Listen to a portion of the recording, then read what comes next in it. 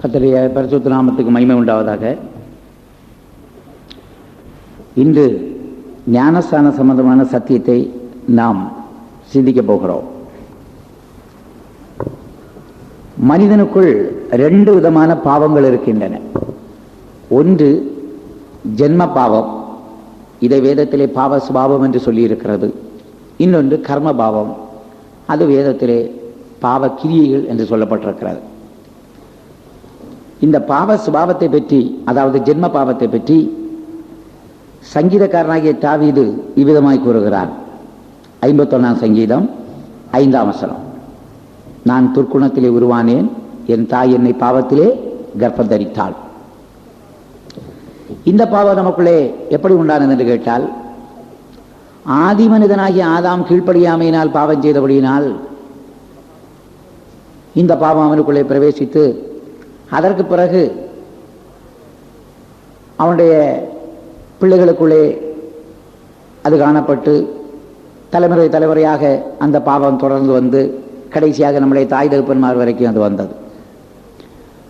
அந்த பெற்றோர்களுக்கு நாம் பிறந்தபடியினால் நமக்குள்ளும் அந்த பாவம் இருக்கிறது. இதைத்தான் கீழ்ப்படியாமையின் பாவம், முரட்டு சுபாவம், ஆதாமின் சுபாவம், ஜென்ம பாவம், பாவ சுபாவம் என்று சொல்லுகிறார்கள். இந்த கீழ்ப்படியாமையின் பாவம் நமக்குள்ளே இருப்பதனால் என்ன நடக்கிறது? எபேசியர் 2ஆம் அதிகாரம் 2ஆம் வசனத்தின்படி,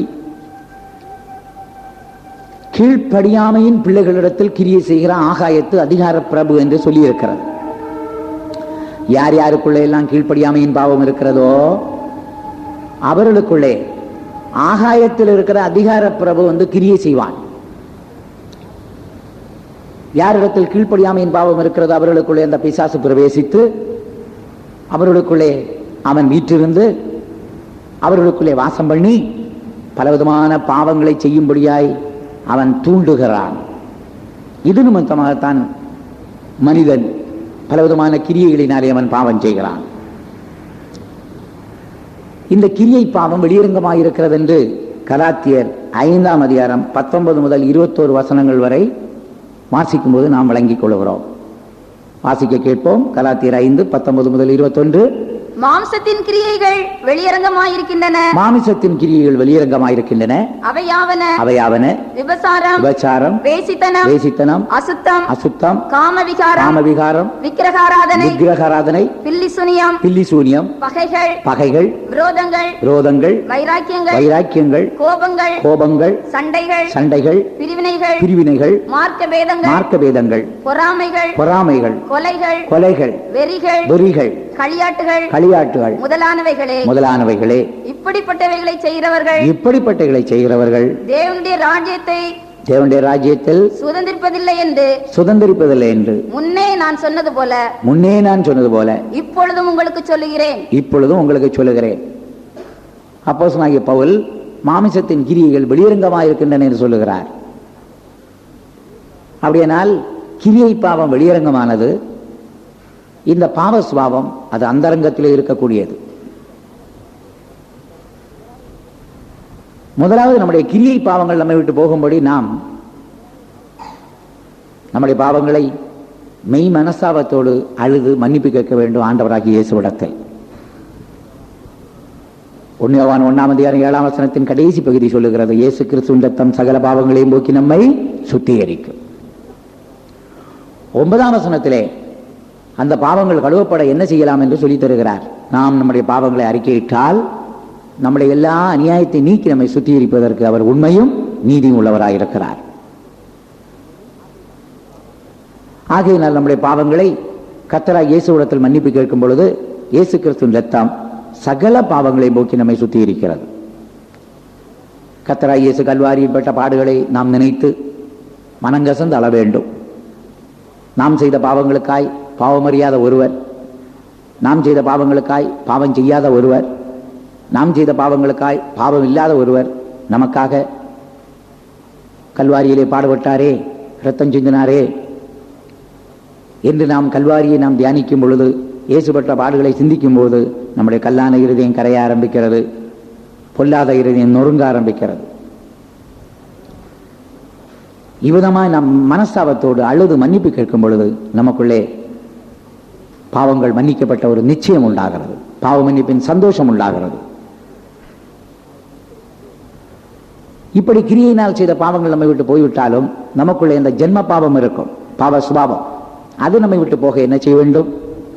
ஆதாம் தேவனுடைய வசனத்துக்கு கீழ்ப்படியாததினால் அந்த பாவம் உண்டானபடியினால் நாம் என்ன சொல்ல வேண்டும்? ஆண்டவரே, உம்முடைய வசனங்களுக்கு நான் கீழ்ப்படிவேன் என்று சொல்லி நாம் வசனங்களுக்கு கீழ்ப்படியும் பொழுது நமக்குள்ள இருக்கிற கீழ்ப்படியாமையின் பாவத்திற்கு ஒரு நீதியுள்ள தண்டனை உண்டாகிறது. ஆகையினால் இந்த ஞானசான சத்தியத்துக்கு நாம் ஒப்புக் கொடுக்கும் பொழுது நாம் தேவனுடைய வசனத்துக்கு கீழ்ப்படுகிறோம். கர்த்தராகிய இயேசு இந்த ஞானசான சத்தியத்தை பற்றி என்ன சொன்னார்? மார்க் 16ஆம் அதிகாரம் 16ஆம் வசனம், விசுவாசம் உள்ளவனாகி ஞானசானம் பெற்றவன் ரட்சிக்கப்படுவான், விசுவாசியாதவனோ ஆக்கினைக்குள்ளாய் தீர்க்கப்படுவான். நமக்குள்ளே ஒரு விசுவாசம் உண்டாகி இந்த ஞானசானத்துக்கு நாம் கீழ்ப்படிய வேண்டும். அப்பொழுது நாம் ரட்சிக்கப்படுகிறோம். எதிலிருந்து ரட்சிக்கப்படுகிறோம் என்றால் இந்த ஜென்ம பாவத்திலிருந்து ரட்சிக்கப்படுகிறோம். கிரியை பாவத்திலிருந்து ரட்சிக்கப்படுகிற விஷயத்தை எபேசியர் 2ஆம் அதிகாரம் 8ஆம் வசனத்தில் படிக்கிறோம். கிருபையினாலே விசுவாசத்தை கொண்டு ரட்சிக்கப்பட்டீர்கள், இது உங்களால் உண்டானதில்லை, இது தேவனுடைய ஈவு.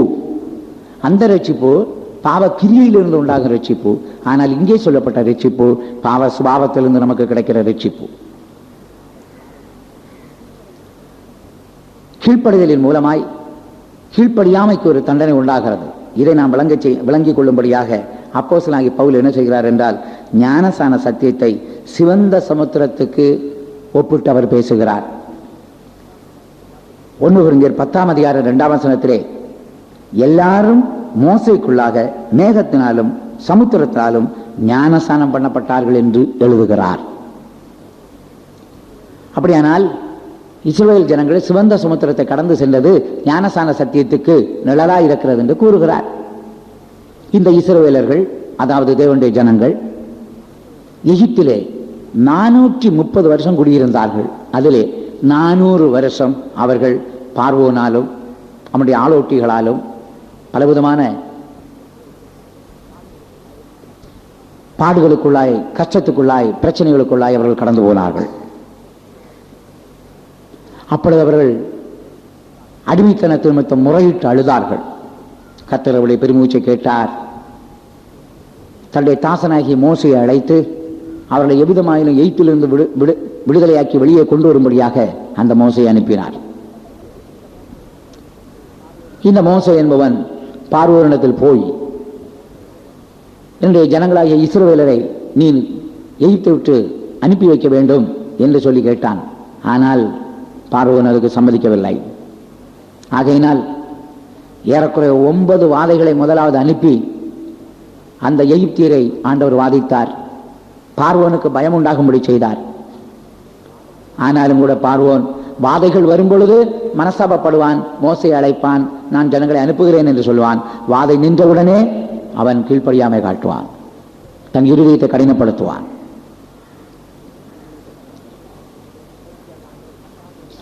கடைசியாக ஆண்டவர் 10வது ஒரு வாதை அனுப்பினார். அதுதான் தலைப்பிள்ளை சங்காரம், முதற்பேர்களின் முற்றிலுமான அழிவு. ஆனால் ஆண்டவர் சொன்னார் மோசே இடத்துல, மோசே நீ இஸ்ரவேல் ஜனங்களிடத்தில் போய் சொல், சங்காரதூதன் வரும்பொழுது யார் யாருடைய வீட்டிலே பஸ்காட்டுக்குட்டியின் ரத்தம் தெளிக்கப்பட்டிருக்கிறதோ அந்த வீட்டிலே சங்காரதூதன் பிரவேசிக்க மாட்டான். ஜனங்கள் என்ன செய்ய வேண்டும்? இஸ்ரவேல் ஜனங்கள் வீட்டுக்கு ஒரு ஆட்டுக்குட்டியை தெரிந்து கொண்டு அதை சாயங்காலத்தில் அடித்து அந்த இரத்தத்தை எடுத்து நிலைக்கால்களிலே தெளிக்க வேண்டும்.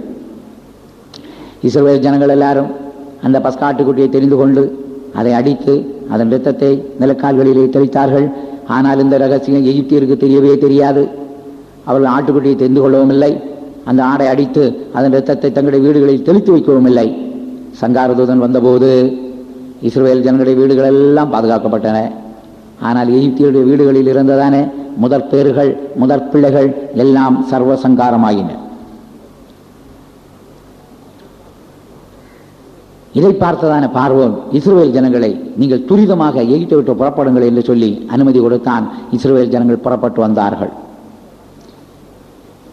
இந்த பஸ்காவாகிய ஆட்டுக்குட்டி கர்த்தராய் இயேசுவின் கல்வாரி மரணத்திற்கு நிழலாயிருக்கிறது. கர்த்தராய் இயேசுதான் அந்த பஸ்கா. பஸ்கா அடிக்கப்பட்டது கர்த்தராய் இயேசு கல்வாரியில் மரித்ததுக்கு சமம். அங்கே பஸ்காவின் ரத்தம் தெளிக்கப்பட்டது போல பிரியமானவர்களே, நம்மேலும் கர்த்தராய் இயேசுவின் ரத்தம் தெளிக்கப்பட வேண்டுமா? இயேசுவின் ரத்தம் பூசப்பட வேண்டுமா? இயேசுவின் ரத்தம் உங்களுக்குள்ளே ஊற்றப்பட வேண்டுமா? நீங்கள் பஸ்காவாகிய இயேசுவை விசுவாசியுங்கள். அவர் அடைந்த மரணத்தை நம்புங்கள். அவர் உங்களுக்காய்ப்பட்ட பாடுகளை நீங்கள் தியானியுங்கள். உங்கள் பாவங்களை அறிக்கை செய்யுங்கள். அப்படியானால் ஆண்டவர் என்ன செய்வார்?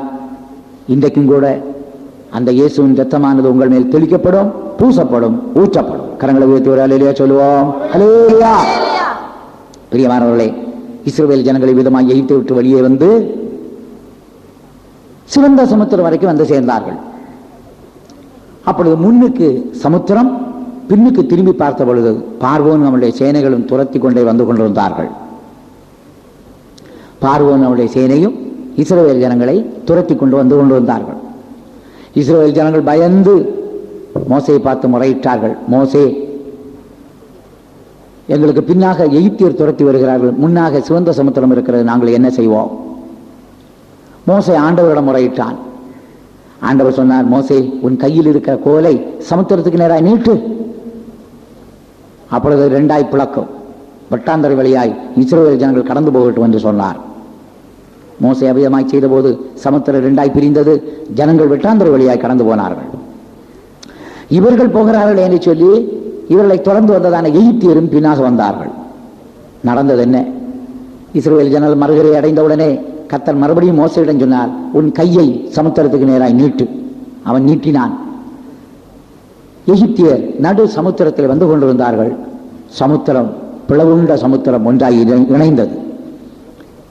பார்வோன், அவனுடைய சேனை, குதிரை வீரர்கள், எகிப்தியர் எல்லாரும் சமுத்திரத்தில் அழிக்கப்பட்டார்கள். இங்கே ஒரு பெரிய கீழ்ப்படுதலின் ரகசியத்தை பார்க்கிறோம். தேவனுக்கு மோசே கீழ்ப்படிந்தான். மோசேக்கு இஸ்ரவேல் ஜனங்கள் கீழ்ப்படிந்தார்கள். இஸ்ரவேல் ஜனங்களுக்கு சமுத்திரம் கீழ்ப்படிந்தது. ஆனால் கீழ்ப்படியாத எகிப்தியரின் சந்ததி, எகிப்தியர்கள் அந்த சமுத்திரத்தில் அழிக்கப்பட்டார்கள். ஆண்டவர் சொன்னார், இன்று காண்கிற எகிப்தியரை இனிமேல் காணவே மாட்டீர்கள். கீழ்ப்படிந்தவர்கள் பாதுகாக்கப்பட்டார்கள், கீழ்ப்படியாதவர்கள் அழிக்கப்பட்டார்கள். இதுபோல நாம் தேவனுடைய வசனத்துக்கு கீழ்ப்படியும் போது நமக்குள்ளே இருக்கிற அந்த கீழ்ப்படியாமையின் பாவம், முரட்டு சுபாவத்திற்கு ஒரு நீதியுள்ள தண்டனை உண்டாகிறது. இனிமேல் அப்போஸ்தலனாகிய பேதுரு இந்த ஞானசான சத்தியத்தை பேழையோடு ஒப்பிட்டு பேசுகிறார். 1 பேதுரு 3 அதிகாரம் 20 பேழையில் சிலராகி 8 பேர் மட்டும் பிரவேசித்து ஜலத்தினால் காக்கப்பட்டார்கள். அதற்கு ஒப்பனையான ஞானசானம் என்று சொல்லி பேதுரு எழுதுகிறார். ஞானசான சத்தியத்தை பேழையோடு ஒப்பிட்டு பேசுகிறார். அந்த பேழையிலே என்ன நடந்தது? நோவா இந்த உலகத்தில் இருந்த நாட்களிலே ஜனங்களுடைய இருதயத்தின் நிலவரத்தின் தோற்றமெல்லாம் நித்தமும் பொல்லாததாக இருந்தது. ஆவியானவர் அவ்வப்போது ஜனங்களை சந்தித்து தாங்கள் செய்து தவறு என்று சுட்டி காட்டியும் கூட ஜனங்கள் மனம் திரும்பவில்லை. ஆகையினால் தேவன் சொன்னார், என்னுடைய ஆவி எப்போதும் மனுஷனோடு போராடுவதில்லை என்று சொன்னார். ஆவியானவர் நம்மோடு போராடுவதற்கு ஒரு காலம் இருக்கிறது. அவர் போராடும் பொழுது நாம் நம்மை தாழ்த்தாவிட்டால், ஒப்பு கொடுக்காவிட்டால், கீழ்ப்படியாவிட்டால் ஆவியானவர் எப்பவுமே நம்மோடு கூட போராடி கொண்டிருக்க மாட்டார். ஆவியானவர் எப்பொழுதும் நம்மோடு போராட மாட்டார். ஆகையினால் ஆவியானவர் நம்மை சந்திக்கும் போது, எச்சரிக்கும் போது, உணர்த்தும் போது நாம் உடனே நம்மை தாழ்த்த வேண்டும், கீழ்ப்படிய வேண்டும், ஒப்பு கொடுக்க வேண்டும். இந்த ஜனங்கள் ஆவியானவருக்கு கீழ்ப்படியாதபடியினால் தேவன் என்ன செய்தார்? அவர்களை நியாய தீர்ப்பு ஒப்பு கொடுத்தார். என்ன நியாய தீர்ப்பு என்றால், தேவன் நோவாவை பார்த்து சொன்னார், நோவாவே, தேசத்தில் ஒரு பெரிய நியாய தீர்ப்பு வரப்போகிறது. அதாவது 40 நாள் இரவும் பகலும் மழை பெய்ய போகிறது. நீ பாதுகாக்கப்பட, உன்னுடைய குடும்பம் பாதுகாக்கப்பட ஒரு பேழையை உண்டாக்கு. இந்த நோவா ஆண்டவருக்கு கீழ்ப்படிந்த ஒரு பெரிய பேடையை உண்டாக்கினார். இவனும் அவனுடைய வீட்டாராகிய ஆக மொத்தம் 8 பேர் அதற்குள்ளே பிரவேசித்தார்கள். வேறு யாரும் பிரவேசிக்கவில்லை. ஆனால் மிருகங்கள், பறவைகள், ஊரும் பிராணிகள், சுத்தமுள்ள பறவைகள், சுத்தமுள்ள மிருகங்கள், அசுத்தமான மிருகங்கள், அசுத்தமான பறவைகள் பிரவேசித்தன. சுத்தமான மிருகங்களும் பறவைகளும் 7 ஜோடிகளும், அசுத்தமான மிருகங்கள், பறவைகள் ஒவ்வொரு ஜோடி உள்ளே பிரவேசித்தன. கடைசியில் ஆண்டவர் பேழையின் கதவை பூட்டினார். 40 நாள் தொடர்ந்து மழை பெய்தது. வானத்தின் மதகுகள் திறந்தன, பூமியின் ஊற்றுக்கண்கள் பிளந்தன. தண்ணீர் பெருகி பெருகி உயர்ந்த மலைக்கு மேலாக 15 முழ அளவுக்கு பெருகிவிட்டது.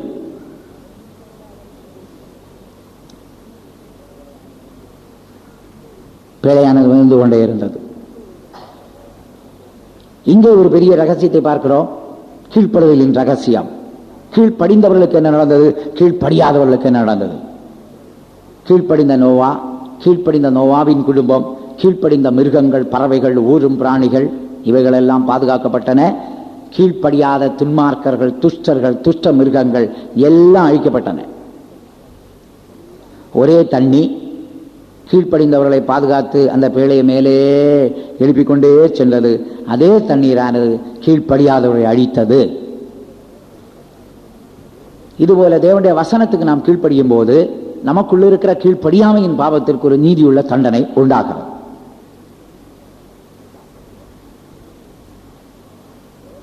இங்கு தேவனுக்கு நோவா கீழ்ப்படிந்தான். நோவாவுக்கு அவனுடைய குடும்பத்தாரும் மிருகங்கள், பறவைகள், ஊரும் பிராணிகளும் கீழ்ப்படிந்தன.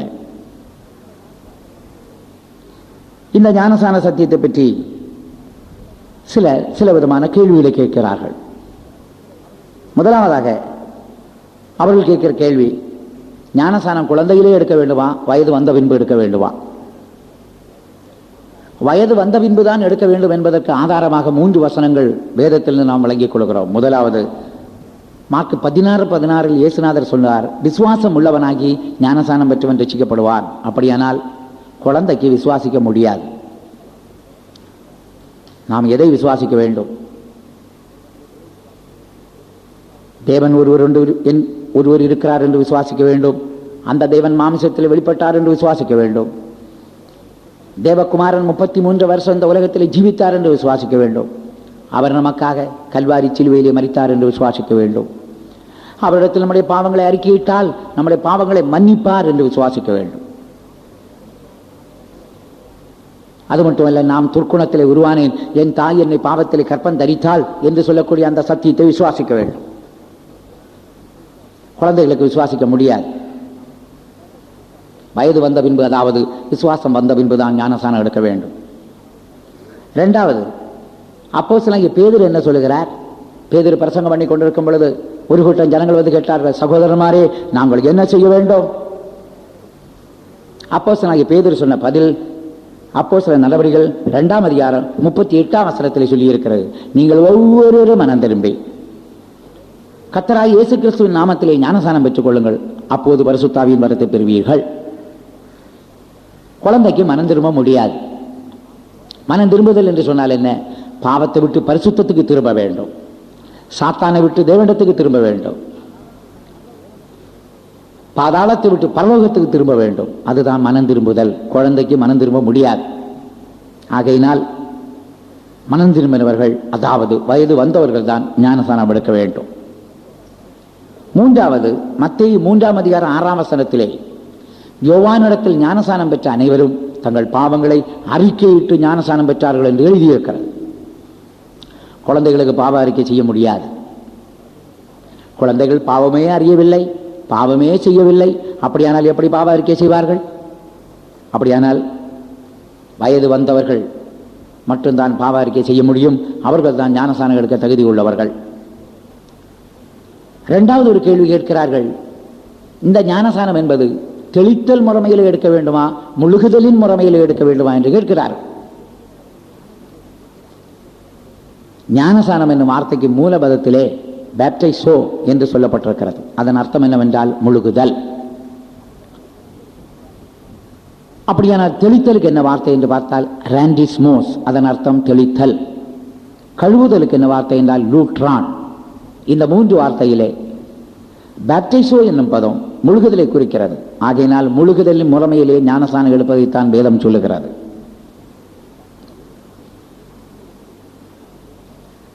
தண்ணீருக்குள்ளே நாம் மூழ்குவது போல ஞானஸ்நானம் எடுத்த பிறகு நாம் திருவசனத்துக்குள்ளே மூழ்கி இருக்க வேண்டும். இதை தெளிவாய் நமக்கு விளங்க செய்யும்படி அப்போஸ்தலனாகிய பவுல் இந்த ஞானஸ்நான சத்தியத்தை அடக்கம் பண்ணப்படுதலோடு ஒப்பிட்டு பேசுகிறார். அடக்கம் பண்ணுகிறவர்களை என்ன செய்கிறோம்? ஆழமாக குழி தோண்டி அவர்களை அதிலே வைத்து முற்றிலுமாய் அவர்களை மண்ணால் மூடிவிடுகிறோம்.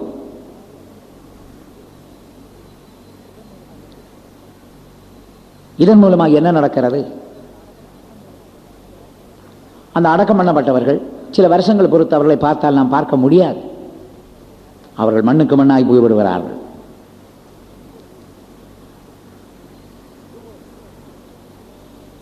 இதுபோல நாமும் கூட திருவசனத்துக்குள்ளே நாம் அடங்கி கீழ்ப்படிந்து ஒப்புக் கொடுத்து கொண்டே இருப்போமானால் சில வருடங்கள் பொறுத்து நம்மை நாம் காண முடியாது.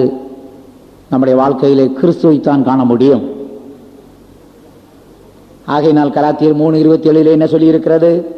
கிறிஸ்துவுக்குள்ளாக ஞானஸ்நானம் பெற்றவர்கள் எத்தனை பேரோ அத்தனை பேரும் கிறிஸ்துவை தரித்துக் கொண்டீர்களே. இனிமேல் அப்போஸ்தலனாகிய பவுல் அடக்கம் பண்ணப்படுதல் என்று சொல்லுகிறாரே, யாரை அடக்கம் பண்ணுவார்கள்? மரித்தவர்களைத்தான் அடக்கம் பண்ணுவார்கள். ஆகையினால் நாம் ஞானஸ்நானம் எடுக்கும் முன்னே நமக்குள்ளே ஒரு மரணம் சம்பவிக்க வேண்டும். அந்த மரணம் என்றால் நாம் எல்லாரும் பாவத்துக்கும் உலகத்திற்கும் மரிக்க வேண்டும். ஆகையினால் ரோமர் 6:1-2 என்ன சொல்லி இருக்கிறது? பாவத்துக்கு மரித்த நாம் இனி அதிலே எப்படி பிழைப்போம்? பாவத்துக்கு நாம் மரிக்க வேண்டும். எப்படி பாவத்துக்கு மரிப்பது?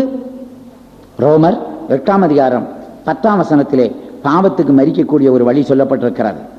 என்னவென்றால், கிறிஸ்து உங்களில் இருந்தால் சரீரமானது பாவத்து நிமித்தம் மரித்ததாயும் ஆவியானது நீதி நிமித்தம் ஜீவன் உள்ளதுமாயும் இருக்கும். கிறிஸ்து உங்களில் இருந்தால். இந்த கிறிஸ்துவிடத்தில் 2 முக்கியமான காரியம் இருக்கிறது. ஒன்று கிருபை, இன்னொன்று சத்தியம். ஒன்று கிருபை, இன்னொன்று சத்தியம். யோவான் 1:16-17 வாசிக்கும் பொழுது என்ன சொல்லி இருக்கிறது? நியாயப்பிரமாண மோசையின் மூலம் உண்டானது, கர்த்தராகிய இயேசு கிறிஸ்துவின் மூலமாய் கிருபையும் சத்தியமும் வந்தது. கர்த்தராகிய இயேசுவிடத்தில் கிருபையும் இருக்கு, சத்தியமும் இருக்கு. இனிமேல் யோவான் 1:14 என்ன சொல்லுகிறது? அந்த வார்த்தை மாமிசமாகி கிருபையும் சத்தியமும் நிறைந்தவராய் நம்ம மத்தியிலே வாசம் பண்ணினார். ஆகையினால் இயேசுவிடத்தில் கிருபையும் இருக்கு, சத்தியமும் இருக்கு. கிருபை என்ன செய்கிறது? நம்முடைய சரீரத்தை பாவத்துக்கு மரிக்க செய்கிறது. அளவற்ற கிருபை நம்முடைய சரீரத்திலே அவயவங்களிலே வந்து இறங்குமானால், உங்களுடைய மனதிலே தேவனுடைய கிருபை அளவில்லாமல் வந்து இறங்குமானால், உங்கள் மனதிற்கும் நல்ல காரியங்களை யோசிக்குமே தவிர வீணான எண்ணம், பொல்லாத எண்ணம், மாம்ச எண்ணம் வராது. தேவனுடைய கிருபை கண்களிலே இறங்குமானால், கண் பார்க்கும் ஆனா இச்சையோடு பார்க்காது. தேவனுடைய கிருபை வாயில வந்து இறங்குமானால், வாய் பேசும் வீணான வார்த்தை, பொய்யான வார்த்தை, தூஷண வார்த்தை வாயில வரவே வராது. தேவனுடைய கிருபை இருதயத்தில் இறங்குமானால், இருதயத்தில் நல்ல நல்ல வாஞ்சைகள், விருப்பங்கள் உண்டாகுமே ஒழிய இருதயத்துக்குள்ள ஆசையோ, இச்சையோ, பெருமையோ, பொறாமையோ வரவே வராது. தேவனுடைய கிருபை நம்முடைய கைகளிலே இறங்குமானால், நல்ல காரியங்களை எழுத ஆரம்பிப்போம், நல்லதை செய்ய ஆரம்பிப்போம். தேவனுடைய கிருபை கால்களிலே இறங்குமானால், நிற்க வேண்டிய இடத்துல நிற்போம், நடக்க வேண்டிய விதத்தில் நடப்போம், ஓட வேண்டிய நேரத்தில் ஓடுவோம். தேவனுடைய அளவற்ற கிருபை நம்முடைய சரீரத்தில் இறங்குமானால், இந்த சரீரத்தால் கர்த்தருக்கு நன்மை செய்வோம், மக்களுக்கு நன்மை செய்வோம், கர்த்தருக்கு ஊழியம் செய்வோம். இந்த சரீரத்தினால் விபச்சாரம் பண்ண மாட்டோம், வேசித்தனம் செய்ய மாட்டோம். ஆகையினால் ஆண்டவரே, இந்த நாட்களில் அளவற்ற கிருபை எங்களுக்கு தந்து எங்களுடைய அவயவங்களை நீர் சாகச் செய்யும் ஆண்டவரே என்று சொன்னால், தேவனுடைய அளவற்ற கிருபை வந்து நம்முடைய சரீரத்தை மரிக்க செய்து விடுகிறது. அதே நேரத்தில் தேவனுடைய வார்த்தை சத்தியம் நம்ம உயிர்ப்பிக்கிறது. 3 வார்த்தையினால் இயேசுநாதர் லாசருவை உயிரோடு எழுப்பவில்லையா? லாசருவே வெளியே வா. அந்த 3 வார்த்தையை கேட்ட உடனே அவன் வெளியே எழும்பி வந்தான். எழுத்துக்குரிய பிரகாரமாய் சரீர பிரகாரமான மரணம் அடைந்தவன் 3 வார்த்தையினால் உயிர்ப்பிக்கப்படுவான் முடியுமானால், ஆவிக்குரிய பிரகாரமாக நம்முடைய உள்ளான மனுஷன் ஆண்டவர் சொல்லுகிற வார்த்தையினால் உயிர்ப்பிக்கப்படுவது அதிக நிச்சயம். ஆண்டவர் 3 வார்த்தை அல்ல, 30 வார்த்தை அல்ல, 3 கோடி வார்த்தை அல்ல. கர்த்தர் தொடர்ந்து வார்த்தைகளை அனுப்பி கொண்டே இருக்கிறார் நம்மை உயிர்ப்பிக்கும்படியாக. இவ்விதமாக யார் யாரெல்லாம் பாவத்துக்கு மரித்தார்களோ அவர்களை தான் அடக்கம் பண்ண முடியும். ஒருவனை அடக்கம் பண்ணினால் சில வருடங்கள் பொறுத்து அவனை நாம் பார்க்க முடியவில்லை. அவன் மண்ணுக்கு மண்ணாக மாறிப்போவது போல அந்த மண்ணுக்கு இருக்கிற கிருபையை பாருங்க. எந்த மனுஷனை புதைச்சாலும் கொஞ்சம் வருஷத்துக்கு பிறகு அந்த மனிதனை மண்ணாக மாற்றி விடுகிறது. அப்படியானால் அந்த மண்ணை படைத்ததான இயேசு கிறிஸ்து எப்படிப்பட்டவர்? அவருக்குள்ளாக நாம் ஞானசானம் பெறும் பொழுது, அவருக்குள்ளாக அடக்கம் பண்ணப்படும் பொழுது சில வருஷங்கள் பொறுத்து நம்மை பார்க்க முடியாது, அவரை தான் பார்க்கலாம். கிறிஸ்துவுக்குள்ளாக ஞானசானம் பெற்றவர்கள் எத்தனை பேரோ அத்தனை பேரும் கிறிஸ்துவை தரித்துக் கொண்டீர்களே. ஆகையினால் முழுகுதலின் முறைமையின்படி ஞானசானம் எடுத்தால் போதாது. தண்ணீருக்குள்ளே நாம் மூழ்குவது போல திருவசனத்துக்குள்ளே மூழ்கி இருக்க வேண்டும். மண்ணுக்குள்ளே அடக்கம் பண்ணப்படுவது போல நாமும் வசனத்துக்குள்ளே அடங்கி இருக்க வேண்டும். எதுவரைக்கும்? நாம் கிறிஸ்துவை போல மாற வரைக்கும். 3வது அவர்கள் கேட்கிறார்கள் ஒரு கேள்வி என்னவென்றால், எந்த நாமத்தில் ஞானசானம் எடுக்க வேண்டும்? இயேசுவின் நாமமா, பிதா குமாரன் பரிசுத்தாவின் நாமத்தில் எடுக்க வேண்டுமா? பிரியமானவர்களே, கர்த்தராகிய இயேசு உயிர்த்தெழுந்த பின்பு தம்முடைய சீஷர்களை அழைத்து, நீங்கள் புறப்பட்டு போய் சகல ஜாதிகளையும் சீஷராக்கி பிதா குமாரன் பரிசுத்தாவின் நாமத்தில் ஞானசானம் கொடுங்கள் என்று சொன்னார். மத்தேயு 28ஆம் அதிகாரம் 19ஆம் வசனத்தில் இவ்விதமாய் வாசிக்கிறோம். ஏன் திருத்துவ நாமத்தில் ஞானசானம் எடுக்க வேண்டும்? நாமம் என்றால் என்ன? நாமம் என்றால் சுபாவம். யாத்திராகமம் 34ஆம் அதிகாரத்திலே கர்த்தர் தன்னுடைய நாமத்தை மோசேக்கு சொன்னார். யாத்திராகமம் 34ஆம் அதிகாரத்தில் நாம் வாசிக்கும் பொழுது கர்த்தர் தன்னுடைய நாமத்தை சொல்லுவதை அங்கே நாம் படிக்கிறோம். வாசிப்போம். கர்த்தருடைய நாமம் கர்த்தர் கர்த்தர்.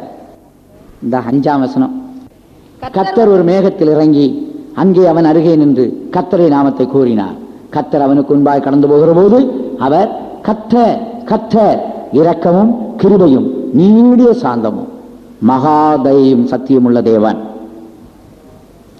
1000 தலைமுறைகளுக்கு இரக்கத்தை காக்கிறவர், அக்கிரமத்தை மீறுதலையும் பாவத்தையும் மன்னிக்கிறவர், குற்றவாளியை குற்றமற்றவனாய் விடாமல் பிதாக்கள் செய்த அக்கிரமத்தை பிள்ளைகளிடத்திலும் பிள்ளைகளிடத்திலும் 3ஆம் 4ஆம் தலைமுறை மட்டும் விசாரிக்கிறவர் என்று கூறினார்.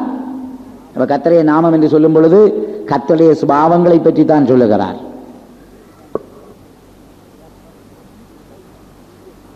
இரக்கம், கிருபை, நீடிய சாந்தம், மகாதயை, சத்தியமுள்ளவர், காக்கிறவர், மன்னிக்கிறவர், விசாரிக்கிறவர்.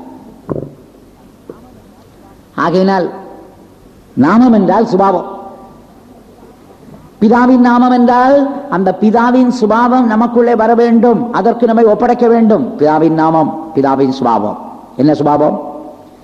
மன்னிக்கிற சுபாவம், சுமக்கிற சுபாவம், கொடுக்கிற சுபாவம், பரிசுத்த சுபாவம், அன்பு கூறும் சுபாவம்.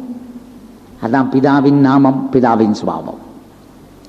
குமாரனுடைய நாமம் என்று சொன்னால் குமாரனின் சுபாவம், கீழ்ப்படிதல், தாழ்த்துதல், ஒப்பு கொடுத்தல், ஜீவனை கொடுத்தல், தேவசித்தம் செய்தல், எல்லாம் குமாரனுடைய சுபாவம்.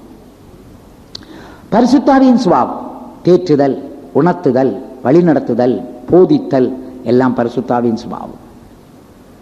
ஆகையினால் திருத்துவ நாமத்தில் ஞானசானம் எடுக்கும் பொழுது திருத்துவ தெய்வத்தின் சுபாவங்கள் நமக்குள்ளே உண்டாகிறது.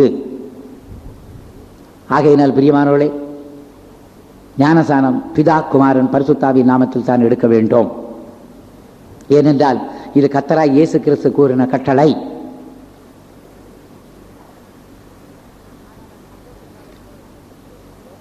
ஆனால் அப்போஸ்தல காலத்திலே யோவான் கொடுத்த ஞானசானம் என்ற ஒரு ஞானசானம் இருந்தபடியினால் ஜனங்களுக்கெல்லாம் யோவான் கொடுத்த ஞானசானம் சரியா இல்லை இயேசு சொன்ன ஞானசானம் சரியா என்று சொல்லி ஒரு குழப்பம் இருந்தது. ஆகையினால் அப்போஸ்தலனாகிய பேதுரு சில இடத்திலே இயேசு கிறிஸ்துவின் நாமத்திலே என்று சொன்னார், சில இடத்திலே கர்த்தருடைய நாமத்தில் ஞானஸ்நானம் கொடுக்க வேண்டும் என்று சொன்னார். ஆனால் பிரியமானவர்களே, இயேசுநாதர் திட்டம் தெளிவாக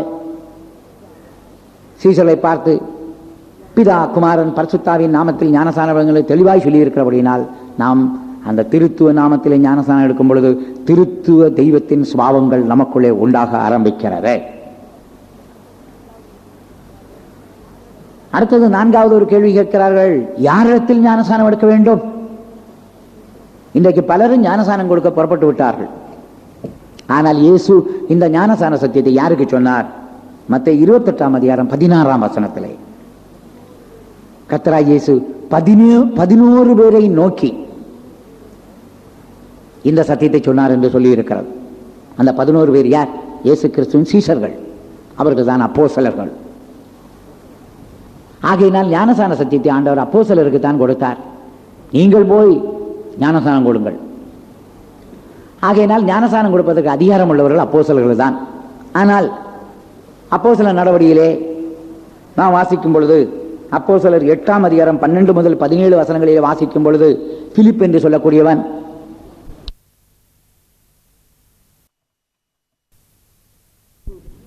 ஆனால் இயேசு இந்த ஞானஸ்நான சத்தியத்தை யாருக்கு சொன்னார்?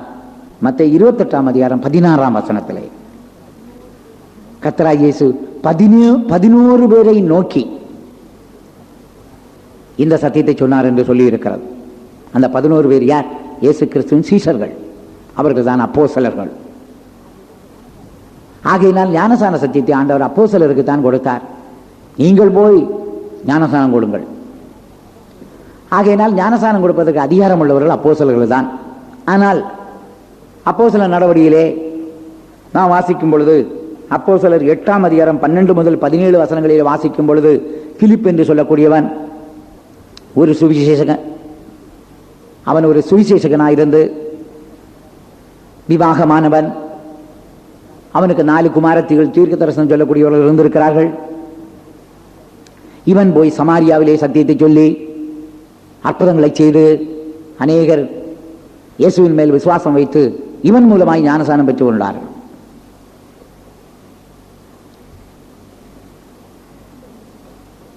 இந்த பிலிப்பு ஞானஸ்நானம் கொடுத்து விட்டான்.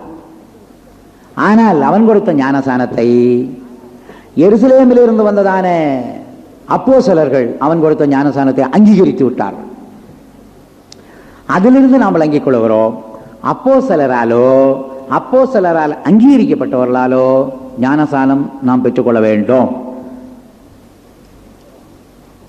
இப்படி அப்போஸ்தலருடைய கையிலிருந்தோ அப்போஸ்தலரால் அங்கீகரிக்கப்பட்டவருடைய கரத்திலிருந்தோ ஞானஸ்நானம் எடுப்பதனால் நமக்கு என்ன நன்மை கிடைக்கிறது என்றால், நாம் அப்போஸ்தலரோடு ஐக்கியப்படவும் அப்போஸ்தலருடைய உபதேசத்தை கேட்கவும் அது வழியா இருக்கிறது. ஆகையினால் தான் அப்போஸ்தலர் நடபடிகள் 2ஆம் அதிகாரம் 41-42 என்ன சொல்லி இருக்கிறது?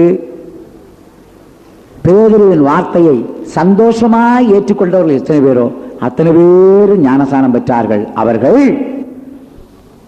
அப்போஸ்தல உபதேசத்திலும் அந்யோன்யத்திலும் அப்பம் பிடித்ததிலும் ஜெபம் பண்ணுவதிலும் உறுதியாய் தரித்திருந்தார்கள். 4 காரியத்தில் உறுதியாய் தரித்திருக்கிறாங்க.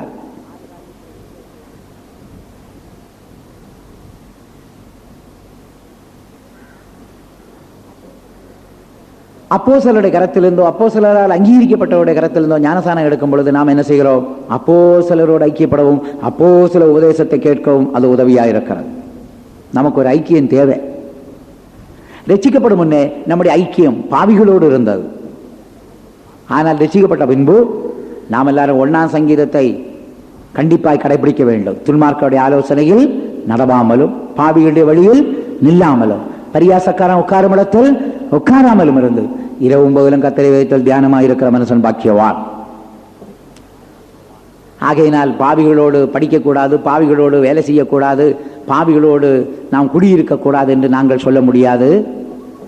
நாம் பாவிகளோடு படித்தாலும் பாவிகளோடு வேலை செய்தாலும் பாவிகளோடு குடித்தனம் பண்ணினாலும் பாவிகளோடு பயணம் பண்ணாலும் அவர்களுக்குள்ளே இருக்கிற பாவம் நம்மை தாக்காதபடி நாம் நம்மை பாதுகாத்துக் கொள்ள வேண்டும். எப்படி சேற்றிலே செந்தாமரை வந்தாலும் அந்த சேற்றின் வாசனை செந்தாமரையிலே காணப்படாதது போல நம்முடைய வாழ்க்கையிலே பாவம் நிறைந்த உலகத்திலே நாம் ஜீவித்தாலும் கூட பாவம் நமக்குள்ளே பிரவேசியாதபடி நாம் நம்மை பாதுகாத்துக் கொள்ள தேவனத்தின் அதிகமான கிருபையை நாம் பெற்றுக்கொள்ள வேண்டும். கிருபையினால் நிறைந்து ஜீவித்தால் பாவம் நம்மை தாக்க முடியாது. கர்த்தராகிய இயேசு பாவிகளோடு நடந்தார், பாவிகளோடு சாப்பிட்டார், பாவிகளின் நண்பன் என்று சொல்லப்பட்டார். ஆனாலும் பாவம் அவர்களுக்குள்ளே பிரவேசியாதபடி இயேசுநாதர் தன்னை பாதுகாத்துக் கொண்டார். தன்னுடைய வேறுபாட்டின் ஜீவியத்தை அவர் பாதுகாத்துக் கொண்டார். ஆகையினால் நாம் அப்போஸ்தல உபதேசம் கேட்க வேண்டும். உலகத்திலே அப்போஸ்தலர் அல்லாதவர்களும் உபதேசிப்பார்கள். ஆனால் அப்போஸ்தல உபதேசங்களை நாம் கேட்க வேண்டும். இந்த அப்போஸ்தல உபதேசங்கள் எங்கே இருக்கிறது? அப்போஸ்தலர்கள் எழுதினதான எல்லா நிருபங்களும் அப்போஸ்தல உபதேசங்களை நமக்கு சொல்லித் தருகின்றன. அது அப்போஸ்தலனாகிய பவுலால் எழுதப்பட்ட உபதேச நிருபங்களானாலும் சரி, பேதுருவால் எழுதப்பட்ட நிருபங்களானாலும் சரி, யோவானால் எழுதப்பட்ட நிருபமானாலும் சரி, யூதாவால் எழுதப்பட்ட நிருபமானாலும் சரி, எபிரேயருக்கு எழுதின நிருபமானாலும் சரி, இவைகளிலெல்லாம் அப்போஸ்தல உபதேசங்கள் மறைந்து கிடக்கின்றன. அது மட்டுமல்ல, இந்த நாட்களில் ஒரு கூட்டம் அப்போஸ்தலரை கர்த்தர் எழுப்பியிருக்கிறார். சிலர் சொல்லுவார்கள், இயேசுவின் காலத்தில் தான் அப்போஸ்தலர் இருந்தார்கள், இந்த நாட்களிலே இல்லை என்று. அப்படி அல்ல. இயேசுநாதர் சீஷர்களை பார்த்து சொன்னார், உலகத்தின் முடிவு வரையும் நான் உங்களோடு கூட இருப்பேன். அப்படி அவர் சொன்னாரே, அந்த சீஷர்கள் எல்லாரும் உலகத்தின் முடிவு வரைக்கும் இருக்க முடியுமா? இருக்கிறார்களா? இல்லை. அப்போஸ்தலர்கள் எல்லாரும் அதிகமாக இரத்த சாட்சியாக மரித்தார்கள். ஒரே ஒருவன் யோவான், அவனை கொதிக்கிற எண்ணெயிலே போட்டும் கூட அவன் சாகாதபடியினால் பத்மதீவுக்கு அவன் அனுப்பப்பட்டான். அங்கே அவன் வெகு நாளாயிருந்து சாதாரண மரணத்தை அடைந்திருக்கிறார். ஆகையினால் அப்போஸ்தலர் எல்லாருமே மரித்து போனார்கள். அப்படியானால் இயேசு உலகத்தின் முடிவு வரையும் நான் உங்களோடு கூட இருக்கிறேன் என்று சொன்னாரே, எந்த நோக்கத்தோடு சொன்னார்? அந்த நாட்களில் இருந்த அப்போஸ்தலர்கள் மரித்து போனாலும் காலாகாலங்களிலே அப்போஸ்தலர்கள் எழும்புவார்கள், அப்போஸ்தல உபதேசத்தை சொல்லுவார்கள், அப்போஸ்தல ஊழியத்தை செய்வார்கள் என்பது ஆண்டவராய் இயேசுவின் விசுவாசம். ஆகையினால் உலகத்தின் முடிவு பரியந்தம் நான் உங்களோடு கூட இருக்கிறேன் என்று சொன்னால், உலகத்தின் முடிவு பரியந்தம் அப்போஸ்தலர் இருப்பார்கள், அப்போஸ்தல உபதேசம் இருக்கும், அப்போஸ்தல ஊழியம் இருக்கும் என்பது ஆண்டவராய் இயேசுவின் நம்பிக்கை. ஆகையினால் பிரியமானவர்களே, நாம் இந்த நாட்கள் அப்போஸ்தலரோடு ஐக்கியப்பட்டு அப்போஸ்தல உபதேசங்களை கேட்டு நாம் ஆவிக்குரிய ஜீவியத்தில் பரிசுத்தவான்களோடு ஐக்கியப்பட்டால் நமக்குள்ளே பரிசுத்தம் உண்டாகும். விசுவாசம் உள்ளவர்களோடு ஐக்கியப்பட்டால் விசுவாசம் உண்டாகும். அன்புள்ளவர்களோடு ஐக்கியப்பட்டால் அன்பு உண்டாகும். ஆகையினால் நம்முடைய ஐக்கியம் யாரோடு வைக்க வேண்டும் என்று தீர்மானம் பண்ண வேண்டும். அப்பம் பிடிக்குதல் என்று சொன்னார் என்ன? அதுதான் ராப்போஜன ஆராதனை. கர்த்தராகிய இயேசு என்ன சொன்னார்? என்னுடைய மரணத்தை நீங்கள் நினைவு கூறும்படி இதை செய்யுங்கள் என்று சொல்லி அந்த அப்பம் பிடிக்குதலின் முறைமையை நமக்கு உண்டாக்கி வைத்திருக்கிறார். அவர் அப்பத்தை எடுத்து பிட்டு, இது உங்களுக்காய் பிற்கப்படுகிற வேண்டிய சரீரமாக இருக்கிறது. அவர் ரசத்தை எடுத்து, இது உங்களுக்காய் சிந்தப்படுகிற வேண்டிய இரத்தமாக இருக்கிறது. என் மாம்சத்தை புசித்து என்னுடைய இரத்தத்தை பானம் பண்ணுகிறவருக்கு நித்திய ஜீவன் உண்டு. அவனை நான் கடைசி நாளில் எழுப்புவேன், நான் அவன் மத்தியிலே வாசம் பண்ணுவேன். ஆகையினால் கர்த்தராகிய இயேசுவின் கல்வாரி பாடுகளை தியானித்து இந்த அப்பம் பிடிக்குதலின் முறைமைக்கு நாம் நம்மை ஒப்புக் கொடுத்து அவருடைய சரீரத்துக்கும் இரத்தத்துக்கும் பங்காளிகளாய் மாறும்படி நாம் எல்லாரும் ராப்போஜன ஆராதனையில் கலந்து கொள்ள வேண்டும். அப்பம் பிடிக்குதலின் முறைமைக்கு நாம் கலந்து கொள்ள வேண்டும். கடைசியாக ஜெபம் பண்ண வேண்டும் என்று சொல்லி ஞானஸ்நானம் எடுத்திருந்து கர்த்தர் ஒரு விசேஷித்த ஜெபாவியை உங்களுக்கு தருவார். முக்கியமாக ஜெபித்து பரிசுத்தாவியை பெற்றுக்கொள்ள வேண்டும். பரிசுத்தாவியை பெற்றவர்கள் நல்ல நல்ல ஆவிகளை பெற்றுக்கொள்ள வேண்டும். நல்ல நல்ல ஆவியை பெற்றுக்கொண்டவர்கள் தெய்வீக சுபாவத்தை கேட்டு பெற்றுக்கொள்ள வேண்டும். இயேசுநாதர் ஞானஸ்நானம் பெற்று கரையேறின உடனே அவர் ஜெபம் பண்ணுகையில் பரிசுத்தாவியான ஒரு புறாவை போல் வந்து இறங்கினார் என்று லூக்கா 3:21 வாசிக்கிறோம். அவர் ஜெபம் பண்ணுகையில் புறாவை போல பரிசுத்தாவியானவர் இறங்கினார். கர்த்தராகிய இயேசுவே ஜெபம் பண்ணி பரிசுத்தாவியை பெற்றுக் கொண்டார் என்றால் நம்மை பற்றி என்ன? ஆகையினால் தான் இயேசுநாதர் லூக்கா 11ஆம் அதிகாரத்தில் 13ஆம் வசனத்தில் என்ன சொன்னார்? தம்மிடத்தில் வேண்டிக் கொள்கிறவர்களுக்கு பரிசுத்த ஆவி அளிப்பது அதிக நிச்சயம் அல்லவா? ஆகையினால் ஜெபம் பண்ணி பரிசுத்த ஆவியை பெற்றுக் கொள்ள வேண்டும். ஜெபம் பண்ணி நல்ல நல்ல ஆவிகளை பெற்றுக்கொள்ள வேண்டும். ஜெபம் பண்ணி தேவனுடைய நீதியை பெற்றுக்கொள்ள வேண்டும். அந்த நீதி தான் தெய்வீக சுபாவங்கள். தேவனே, உம்முடைய ஞானம் தாரும், உம்முடைய அறிவு தாரும், உம்முடைய அன்பை தாரும், உம்முடைய வல்லமையை தாரும், உம்முடைய சமாதானம் தாரும், உம்முடைய கிருபையை தாரும், உம்முடைய மகிமையை தாரும், உம்முடைய ராஜ்யத்தை தாரும் என்று சொல்லி நாம் கேட்டுக்கொண்டே இருக்க வேண்டும். ஞானசானம் எடுத்தவர்கள் இந்த 4 காரியத்தில் உறுதியாய் இருந்தார்கள் என்று நாம் வாசிக்கிறோம். இந்த ஞானசானத்தால் பல ஆசீர்வாதங்களை நாம் பெற்றுக் கொள்கிறோம். நாம் ஏற்கனவே பார்த்தது போல 1 பேதுரு 3:21 வசனத்திலே ஞானசானமானது நல்மனசாட்சியின் உடன்படிக்கையாக இருக்கிறது என்று பார்க்கிறோம். ஞானசானமானது மாம்சாளுக்கு நீக்குதலாக இராமல் தேவனை பெற்றும் நல்மனசாட்சியின் உடன்படிக்கையாக இருக்கிறது. ஞானசானத்தில் ஒரு உடன்படிக்கை செய்கிறோம். பொருத்தனைக்கும் உடன்படிக்கையும் உள்ள வித்தியாசம் என்னவென்றால், பொருத்தனை என்றால் நாம் தனியாய் செய்வது, ஆனால் உடன்படிக்கை என்று சொல்லும் பொழுது நாமும் தெய்வமும் சேர்ந்து செய்வது. உலகத்திலும் கூட உடன்படிக்கை செய்வார்கள், 2 பேர் சேர்ந்துதான் உடன்படிக்கை செய்வார்கள். இதுபோல நாமும் தேவனும் செய்கிற உடன்படிக்கை என்ன? ஞானசானம் எடுக்கும் பொழுது நாம் அவரை பார்த்து சொல்ல வேண்டும், ஆண்டவரே, இன்றையிலிருந்து நான் கேட்கிற வசனம், படிக்கிற வசனம், எல்லா வசனங்களுக்கு நான் கீழ்ப்படிவேன். அப்படியானால் ஆண்டவர் என்ன சொல்லுவார்? அப்படியானால் இன்றையிலிருந்து நான் உன்னை பரிசுத்தமாக்குவேன், உன்னை விசுவாசத்திலிருந்து விசுவாசத்துக்கு கொண்டு போவேன், நீதியிலிருந்து நீதிக்கு கொண்டு போவேன், உனக்குள்ள கிறிஸ்துவின் சுபாவத்தை உண்டாக்குவேன், உனக்கு வெற்றியின் வாழ்க்கையை தருவேன்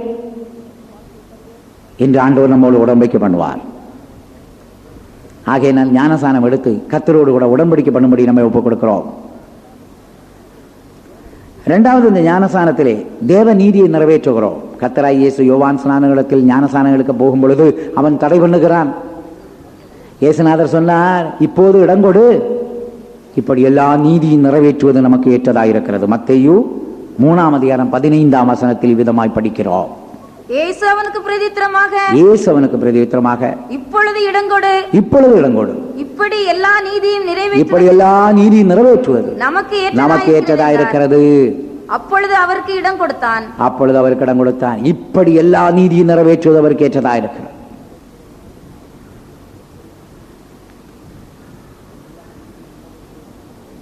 எல்லா நீதியும் நிறைவேற்றுவது நமக்கு ஏற்றதாயிருக்கிறது. நாம் தேவனுடைய நீதியை நிறைவேற்ற வேண்டுமா? ஞானசானம் எடுக்க வேண்டும். 3வது, லூக்கா 7:30 வசனத்திலே ஞானசானம் என்பது தேவனுடைய ஆலோசனை என்று சொல்லப்பட்டிருக்கிறது. ஆகையினால் ஞானசான சத்தியம் தேவனுடைய ஆலோசனை. ஞானசானம் தேவனுடைய ஆலோசனை ஆனபடியினால் நாம் அந்த ஆலோசனைக்கு ஒப்புக் கொடுக்க வேண்டும். வாசிக்க கேட்போம். லூக்கா 7:30. பரிசேயரும் நியாயசாஸ்திரிகளுமோ அவனாலே ஞானஸ்நானம் பெறாமல் தங்களுக்கு கேடுண்டாக தேவனுடைய ஆலோசனையை தள்ளிவிட்டார். ஞானஸ்நானம் எடுக்காவிட்டால் நமக்கு கேடு உண்டாகும். ஆத்துமாவிலே கேடு, ஜீவியத்திலே கேடு. ஆகையினால் ஞானஸ்நானம் எடுத்தால் தான் நமக்குள்ள கேடு வராமல் இருக்கும். தங்களுக்கு கேடு உண்டாகத்தக்கதாய் தேவனுடைய ஆலோசனை என்ன செய்து விட்டார்கள்? தள்ளிவிட்டார்கள். ஞானசான சத்தியம் தேவனுடைய ஆலோசனை. ஞானசானம் எடுத்ததிலிருந்து நாம் என்ன செய்கிறோம்? வசனத்தால் பரிசுத்தமாக்கப்படுகிறோம். இதை எப்படி விளங்கிக் கொள்கிறோம் என்றால், இஸ்ரவேல் ஜனங்களை சிவந்த சமுத்திரத்தை கடந்தார்களே, அது ஞானசான சத்தியத்துக்கு நிலவாட்டம் என்று சொன்னேனே. அந்த சிவந்த சமுத்திரத்தை கடந்த உடனே வனாந்தரம் வந்தார்கள். வனாந்தரத்திலே வந்த பொழுதுதான் கர்த்தர் அவர்களுக்கு மன்னாவை கொடுத்தார். எகிப்தில் நாகரிகம் இருந்தது. அங்கே பலவிதமான போஜன பதார்த்தங்கள் இருந்தன. ஆனால் மன்னா இல்லை. வனாந்தரத்திலே மற்ற போஜன பதார்த்தங்கள் இல்லாவிட்டாலும் தேவன் தினந்தோறும் ஜனங்களுக்கு மன்னா கொடுத்தார். அந்த மன்னா என்ன? தேவன் நமக்கு தந்திருக்கிற அருமையான திருவசனத்திலிருந்து உண்டாகிற வெளிப்படுத்தல்கள். ஆகையினால் ஞானசானம் பெற்றவர்கள் தினந்தோறும் வேதம் படித்து வேதத்தில் இருக்கிற வசனங்களை தியானம் பண்ணி கர்த்தரிடத்திலிருந்து வெளிப்படுத்தல்களை பெற்றுக்கொள்ள வேண்டும். அந்த வசனங்கள் நம்மை பரிசுத்தமாக்குகிறது. யோவான் 17:17 நாம் என்ன படிக்கிறோம்? கர்த்தராகிய இயேசு சொல்லுகிறார், உம்முடைய சத்தியத்தால் இவர்களை பரிசுத்தமாக்கும், உமது வசனமே சத்தியம். ஆகையினால் கர்த்தரை வசனத்தால் நமக்கு ஒரு பரிசுத்தம் உண்டாகிறது. அது ஞானஸ்நானத்திலிருந்து துவங்குகிறது. இரத்தத்தால் பரிசுத்தம் ரட்சிப்பிலே தொடங்குகிறது. வசனத்தால் பரிசுத்தம் ஞானஸ்நானத்திலே துவங்குகிறது. ஆவியினால் பரிசுத்தம் பரிசுத்தாய் பெற்ற பின்பு துவங்குகிறது.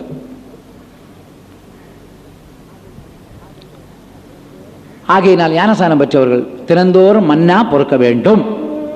நியாயப்பிரமாண காலத்திலாவது விடிய காலத்தில் போய் மன்னா பொறுக்க வேண்டும். இல்லாவிட்டால் வெயில் ஏறும் பொழுது மன்னா உருகி போகும். ஆனால் அந்த கிருபையின் காலத்தில் ஆண்டவர் எந்த நேரமும் மன்னா பொறுக்கக்கூடிய அளவுக்கு நமக்கு வழிவாசலை திறந்திருக்கிறார். சுருங்க சொன்னால் மன்னா நிறைந்த பண்டக சாலையாகிய இந்த வேத புஸ்தகத்தை கர்த்தர் நம்முடைய கரத்திலே தந்திருக்கிறார். கரங்களை உயர்த்தி சொல்லுவோம். பிரியமானவர்களே, ஆகையினால் அவர்களைப் போல அதிகாலையில் பொறுக்கிறது மட்டுமல்ல, மத்தியானம் பொறுக்கலாம், சாயங்காலத்தில் பொறுக்கலாம், இரவிலே பொறுக்கலாம், நள்ளிரவில் பொறுக்கலாம், எந்த நேரமும் பொறுக்கலாம். அதன் மூலம் நமக்குள்ளே வசனத்தினால் பரிசுத்தம் ஏற்படுகிறது. அடுத்தது ஞானஸ்நானம் நாம் எடுத்ததிலிருந்து நமக்கு ஒரு வெற்றியின் வாழ்க்கையை கர்த்தர் தருகிறார். இதை எப்படி விளங்கிக் கொள்கிறோம்? சிவந்த சமுத்திரத்தை கடந்த பின்பு மோசையும் இஸ்ரவேல் ஜனங்களும் பாட்டு பாடினார்கள். கர்த்தர் எங்களை வெற்றி சிறக்க பண்ணினார். அப்படியான ஜெயஜீவியம், வெற்றியின் வாழ்க்கை ஞானஸ்நானம் எடுத்த பிறகு உண்டாகிறது.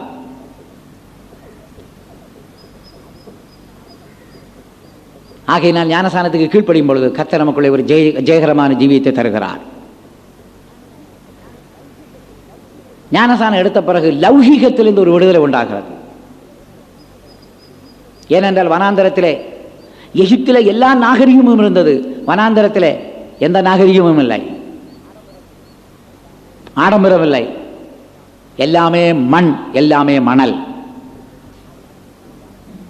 ஆகையினால் எல்லாமே மண், எல்லாமே மணல் என்று சொல்லக்கூடிய ஒரு வெளிப்பாடு நாம் வனாந்தரத்தில் வரும்பொழுது உண்டாகிறது. சுருங்க சொன்னால் உலகத்தின் வேஷம், லௌகீகம் நம்மை மேற்கொள்ளாதபடி கர்த்தர் நமக்கு பாதுகாப்பு கொடுக்கிறார்.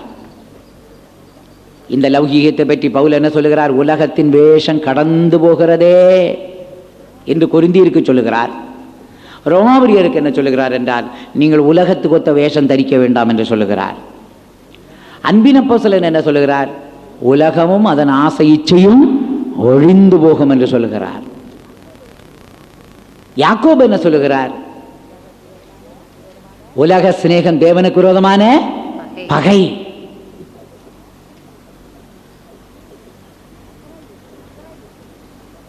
கர்த்தராகிய இயேசு என்ன சொன்னார்? உலகத்தின் அதிபதி நியாயம் தீர்க்கப்பட போகிறான். உலகத்தின் அதிபதி வருகிறான், அவனுடையது ஒன்றும் என்னிடத்தில் இல்லை. கர்த்தராகிய இயேசு கல்வாரி சிலுவையிலே உலகத்தின் அதிபதியை நியாயம் தீர்த்தார். எப்படி நியாயம் தீர்த்தார்? தான் அழகும் இல்லாமல், சௌந்தரியம் இல்லாமல், மனுஷர்கள் விரும்பப்படத்தக்க ரூபமும் இல்லாமல் அந்த கேடடைந்து தொங்கினபடியினால் உலகத்தின் அதிபதி நியாயம் தீர்க்கப்பட்டான். ஏசாயா 53:2 என்ன வாசிக்கிறோம்? அவருக்கு அழகும் இல்லை, சௌந்தரியம் இல்லை, மனுஷர்கள் விரும்பப்படத்தக்க ரூபமும் இல்லாதிருந்தது.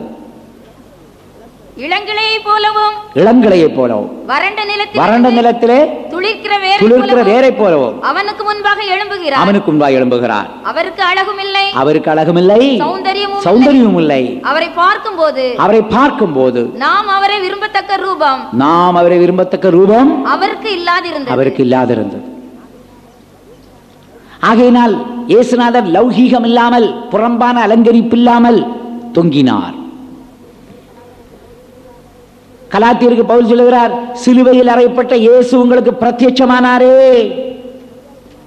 நம்முடைய ரட்சிப்பு சரியா இருக்குமானால், சிலுவையில் அறையப்பட்ட அந்த இயேசு நமக்கு தரிசனமாவாரானால், நாம் ரட்சிக்கப்படும் பொழுது லௌகீகத்திலிருந்து ஒரு விடுதலையை கர்த்தர் தந்து விடுகிறார். ரட்சிக்கப்படும் பொழுதே லௌகீகத்தின் மேல் நமக்கு ஒரு வெறுப்பு உண்டாகிறது. அப்படி நீயே லௌகீகத்தை வெறுக்காவிட்டால் ஆண்டவர் ஞானஸ்நானம் எடுக்கும் பொழுது நீ லௌகீகத்தை வெறுக்க வேண்டும் என்று சொல்லித் தருவார்.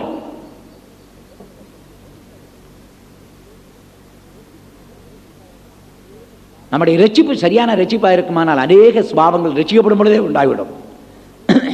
ஆனால் நீ ரட்சிக்கப்படும் பொழுதே செய்ய வேண்டிய காரியத்தை நீ செய்யாவிட்டால் ஞானசானம் எடுக்கும் பொழுதாவது கர்த்தர் சொல்லி தந்து விடுவார் உபதேசத்தின் மூலமாக.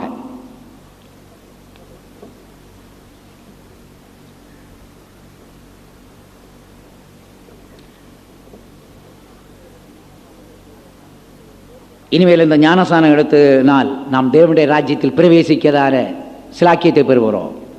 யோவான் 3:5 இயேசுநாதர் சொன்னார், ஜலத்தினாலும் ஆவியினாலும் பிரவாவிட்டால் தேவனுடைய ராஜ்யத்தில் பிரவேசிக்க மாட்டீர்கள் என்று மெய்யாகவே மெய்யாகவே உங்களுக்கு சொல்லுகிறேன். ஆகையினால் தேவனுடைய ராஜ்யத்தில் பிரவேசிக்க இந்த ஞானசான சத்தியமும் உதவி செய்கிறது. வெறும் ஞானசானம் பெற்றால் போதாது, பரிசுத்தாவியும் பெற்றால் நாம் தேவனுடைய ராஜ்யத்தில் பிரவேசிக்கலாம். ஆனால் மறுபடியும் பிறந்தவர்கள் தேவனுடைய ராஜ்யத்தை காண்பார்கள், பிரவேசிக்க மாட்டார்கள். இந்த ஞானசானம் பெற்றால் நாம் உயிர்த்தெழும்புவதற்கும் கூட அது உதவி செய்கிறது. ரோமர் 6:5 என்ன சொல்லி இருக்கிறது? ஆதலால் அவருடைய மரணத்தின் சாயலில் நாம் இணைக்கப்பட்டிருந்தால் அவர் உயிர்த்தெழுதலின் சாயலில் இணைக்கப்பட்டிருப்போம். மரணத்தின் சாயலில் இணைக்கப்பட்டால் உயிர்த்தெழுதலில் இணைக்கப்பட்டிருக்கலாம். ஆகையினால் பிரியமானவர்களே, இந்த ஞானசானத்தால் அநேக நன்மைகளை கர்த்தர் நமக்கு செய்கிறார் என்பதை வேதத்திலிருந்து விளங்கிக் கொள்கிறோம். ஆகையினால் உண்மையான ஞானசானம் எது என்று நாம் கண்டுபிடிக்க வேண்டும். சிலர் இந்த எபேசியருக்கு எழுதினதான நிருபத்தை வைத்துக்கொண்டு எபேசியரிலே சொல்லியிருக்கிறது ஒரே ஞானசானம் என்று சொல்லி இருக்கிறது. ஒரே ஞானசானம், ஒரே கர்த்தர், ஒரே விசுவாசம், ஒரே தேவன் என்றெல்லாம் சொல்லி இருக்கிறது அல்லவா? அதை வைத்துக்கொண்டு ஒரே ஞானசானம் என்று சொன்னால் ஒரு முறை எடுக்கிற ஞானசானம் என்று தவறாய் விளங்கி கொண்டிருக்கிறார்கள். ஆனால் இந்த எபேசியர் எத்தனை முறை ஞானசானம் எடுத்தார்கள் என்பதை அப்போஸ்தலர் நடவடிக்கைகள் 19 வாசிக்கும் போது விளங்கிக் கொள்கிறோம்.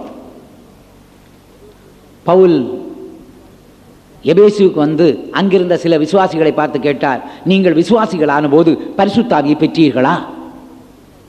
உடனே அவர்கள் சொன்னார்கள், பரிசுத்த ஆவி உண்டு என்பதை பற்றி கேள்விப்படவே இல்லை.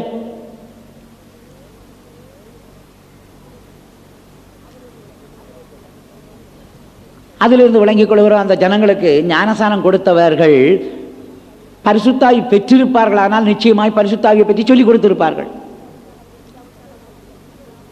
இல்லாவிட்டால் அவர்கள் திருத்துவ நாமத்தில் ஞானசானம் கொடுத்திருப்பார்களானால், பிதா குமாரன் பரிசுத்த ஆவியின் நாமத்தில் ஞானசானம் எடுத்துக்கொள்ளுங்கள் என்று சொல்லியிருப்பார்களானால் நிச்சயமாக அவர்கள் பரிசுத்த ஆவியை பற்றி கேள்விப்பட்டிருப்பார்கள். இவர்களுக்கு ஞானசானம் கொடுத்தவர்கள் பரிசுத்த ஆவி பெறவும் இல்லை, இவர்கள் திருத்துவ நாமத்தில் ஞானசானம் கொடுக்கவும் இல்லை. ஆகையினால் அவர்கள் பரிசுத்த ஆவி உண்டு என்பதை பற்றி கேள்விப்படவே இல்லை. அப்போஸ்தலனாகிய பவுல் அவர்களுக்கு இன்னொரு முறை ஞானசானம் கொடுத்தார். கொடுத்துவிட்டு அவருடைய தலையிலே கை வைத்து ஜெபம் பண்ணும் பொழுது அவர்கள் அந்நிய பாஷை அடையாளத்தோடு பரிசுத்த ஆவியை பெற்று தீர்க்க தரிசனம் உரைத்தார்கள். ஆகையினால் ஒரே ஞானசானம் என்று சொன்னால் ஒரு முறை எடுக்கிற ஞானசானம் அல்ல. அந்த எபேசியர் 2 முறை ஞானசானம் எடுத்து விட்டார்கள். முதலாவது எடுத்த ஞானசானம் தவறான ஞானசானம். ஆகையினால் 2ஆம் முறை சரியான ஞானசானம் எடுத்தார்கள். ஆகையினால் சரியான ஞானசானம் எடுக்கிற வரைக்கும் எத்தனை முறையும் எடுக்கலாம். நாம் எடுக்கிற ஞானசானம் குழந்தையிலே அல்ல, வயது வந்த பின்பாக இருக்க வேண்டும். நாம் எடுக்கிற ஞானசானம் தெளித்தல் ஞானசானம் அல்ல, முழுகுதலின் முறைமையில் எடுக்க வேண்டும். நாம் எடுக்கிற ஞானசானம் இயேசுவின் நாமத்தில் அல்ல, பிதா குமாரன் பரிசுத்தாவின் நாமத்தில் இருக்க வேண்டும். நாம் எடுக்கிற ஞானசானம் யாரிடத்திலாவது இருக்கக்கூடியதாக இருக்கக்கூடாது. அப்போஸ்தலருடைய கரத்தில் அந்த அப்போஸ்தலரால் அங்கீகரிக்கப்பட்டவருடைய கரத்திலிருந்தோ எடுக்க வேண்டும். ஆகையினால்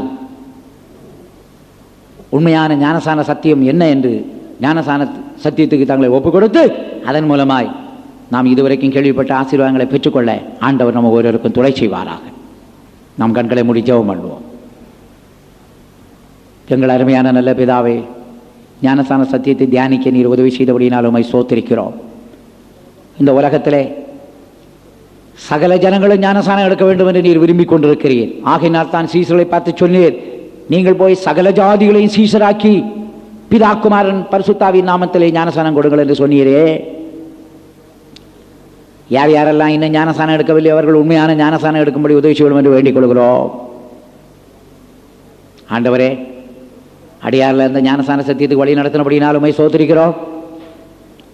ஆனால் உம்முடைய வசனத்துக்கு முற்றிலும் ஒப்பு கொடுத்து கீழ்ப்படிந்து தினந்தோறும் வசனத்தால் பரிசுத்தமாக்கும்படி எங்களை தாழ்த்தி தருகிறோம். ஆண்டவரே, வெற்றியின் வாழ்க்கையை நாங்கள் பாதுகாத்துக் கொள்ள உதவி செய்யும். லௌகீகத்தை முற்றிலுமாய் வெறுத்து தெய்வீகம் உள்ளவர்களாய் காணப்பட உதவி செய்யும். ஆண்டவரே, உம்முடைய திவ்ய சுவாங்களை தரித்துக் கொள்ள உதவி செய்யும். சத்தியம் கேட்கிற மக்களை ஆசீர்வதியும். சத்தியத்தினால் அவர்களை விடுதலையாக்கும். எங்களை எல்லாரையும் உம்மை போல மாற்றி முடிவதற்கென்று ஆயத்தப்படுத்தும். இயேசுவின் மூலம் கேட்கிறோம் பிதாவே, ஆமென். நம்முடைய கர்த்தராகிய இயேசு கிறிஸ்துவின் கிருபையும் பிதாவாகிய தேவனுடைய அன்பும் பரிசுத்தாவின் ஐக்கியமும் நம்மவரோடும் இன்றும் என்றும் சதாகாலங்களில் உண்டாயிருப்பதாக. ஆமென்.